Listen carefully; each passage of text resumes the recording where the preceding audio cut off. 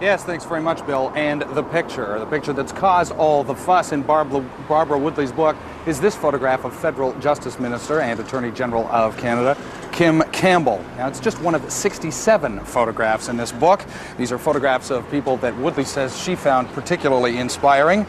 But while researching this book, she found that information about trailblazing Canadians was surprisingly sparse. So ironically, this book is the kind of resource that Barbara Woodley went looking for and couldn't find. Initially, it all started with Sharon Wood, who, as you know, and I didn't know, is the first North American woman to summit the highest mountain in the world. Canadian. I didn't know that.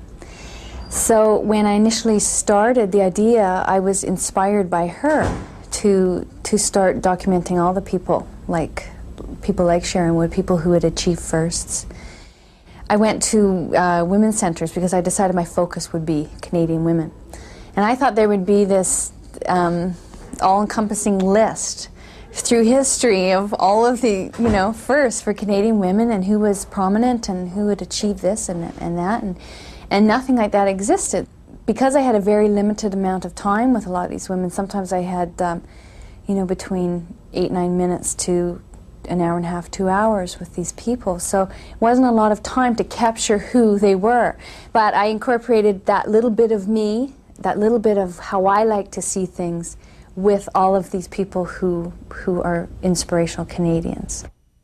The important thing with her photograph was that she was so proud of her robe, and we were only trying to make the robe the most important part of that photograph. And I don't see what all the fuss is about. And actually, when I think about it, there's a lot of other pictures in the book that, if you wanted to talk about including Madonna, which I think is ridiculous, but I see this all the time, Kim Campbell, Madonna, I think, gosh, people aren't that visually illiterate. I know they're not. They must just be picking on her.